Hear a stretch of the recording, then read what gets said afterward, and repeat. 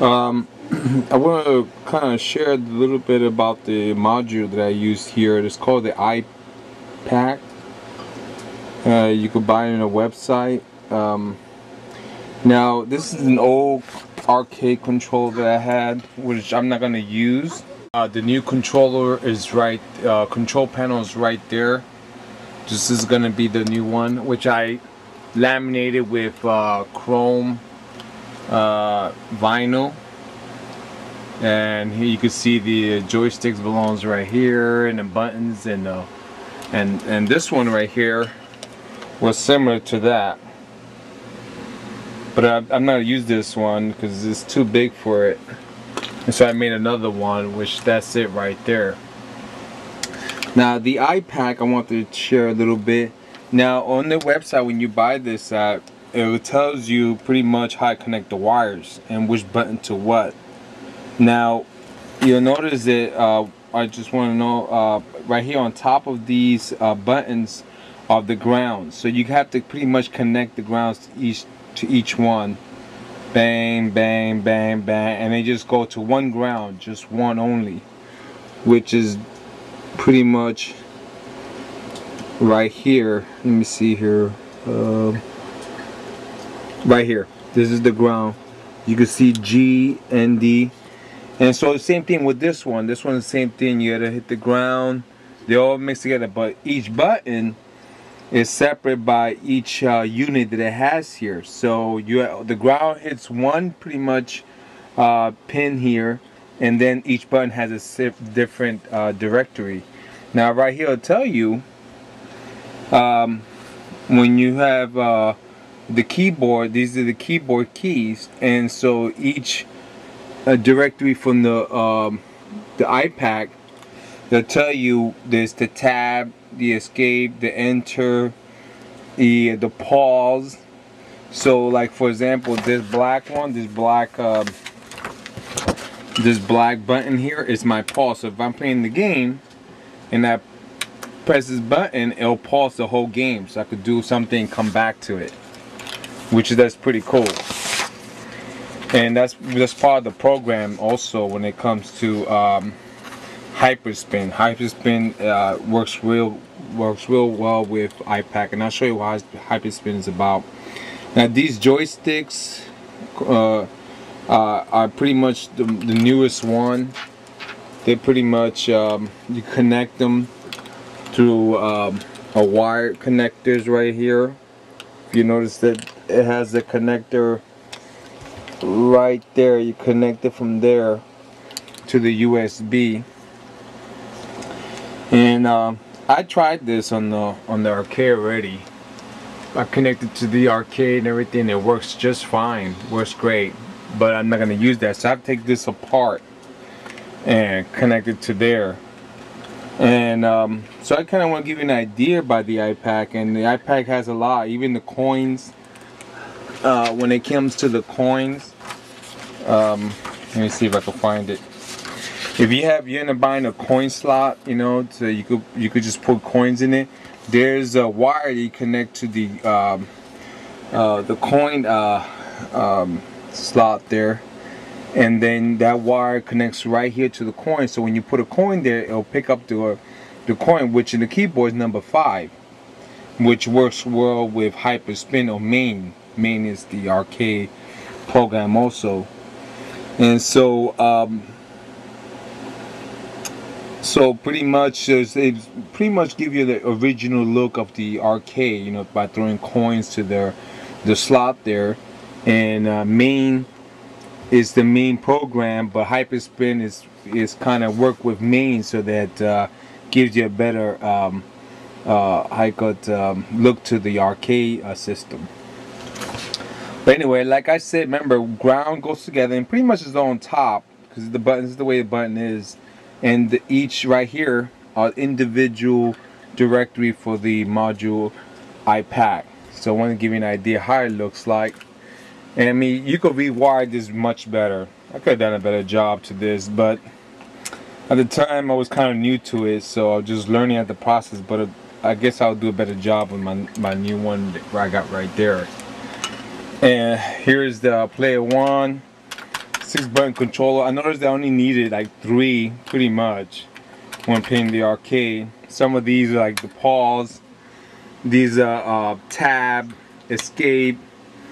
You could make some of these buttons as the coin too. If you just didn't have a coin slot, you could just actually connect one of these buttons to the coin directory here in the iPack and just keep pressing it as the coins. You could do that on the side if you wanted to, if you didn't get a slot. But I like the original look. I like throwing coins in there, quarters, and that'd be better off.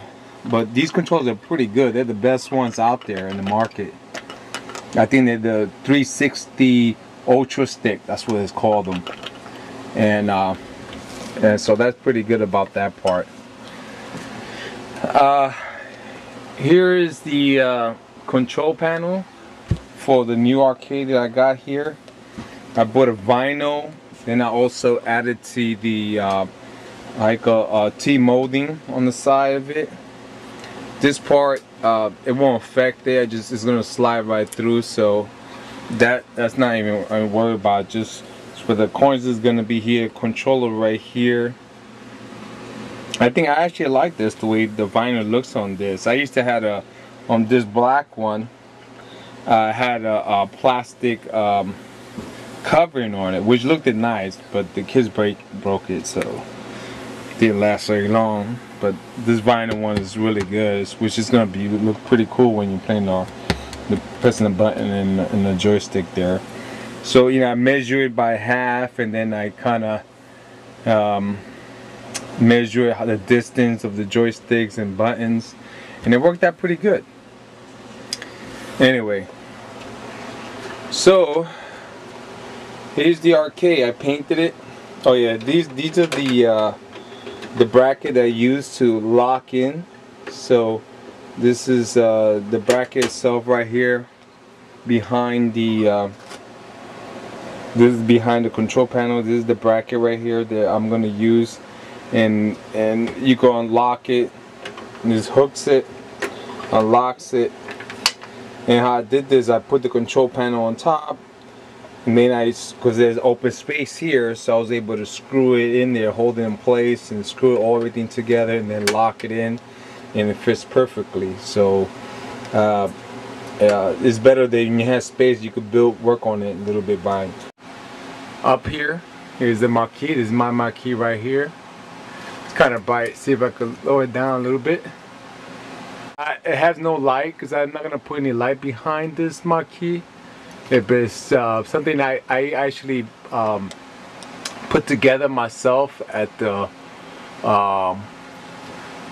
computer, and I printed it out, and I printed it out on paper, and I put it behind the cardboard. So I painted the arcade. Here it is. I painted it. Last time I made a video, it wasn't painted, but here it goes. Here how it's painted now. I put the fan up here, installed the fan, wired it to the computer. The fan, it's like a PC fan, so everything's connected to the PC. Like a motherboard right here, and here's the hard drive where I got the programmers at. This is the memories and the processor. Here, let me put a light in and see if I could get a better look. Here's the video card right here. This is the video card, and I decided to put it in the upper behind the monitor because it has good size space to it. And some of these wires I'll fix it up because it's kind of all hanging around, but I just kind of put this on there and started working on it. And here is the USB PCI, so everything is not connected through USB computer from the side. It's actually I bought a PCI USB, so it reacts faster. And then here's the sound card right here. This is the sound card I got here. Creatine and the speakers. Here's the connection from the speakers there. Here's the keyboard and wireless mouse, which I could connect to the internet, which I already have it connected to the internet. But that's so far. And also I use Heika Smart Script is a power saving, so when you turn off the computer, everything shuts off. So this is like the main outlet. So that's how it looks inside there. I kind of want to explain a little bit about the how I connect the button. Here's I'm gonna go ahead and turn it on. Let me turn off the light here. It's just wired to this, which I had to, this is like a computer, so I had to make sure the wires weren't too thick. This had to be like more like computer wires. Here the computer doesn't turn on. Here we go, it's turned on now. Okay, so here's the fan that I connected here. There's gonna blow in, it's gonna blow in inside where the computer is right here, so it's gonna blow cool air in here. So, and then after that, you know, computers after a while gets heated up where it's warm, so that pretty much hot air goes up. Hot air always go up, and cold air always stays down. So when it gets warmer, the hot air goes up and the fan here blows it out.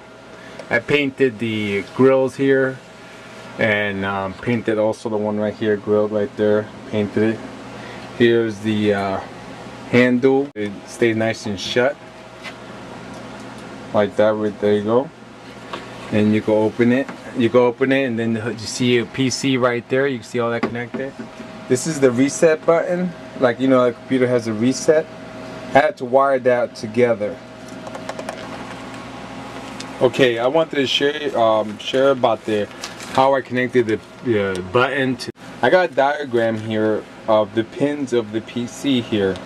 Now this is just only for the USB pin, which is pretty much, if I can find it, let me put a light on here. It's on the other side. I'll show it to you a little bit later.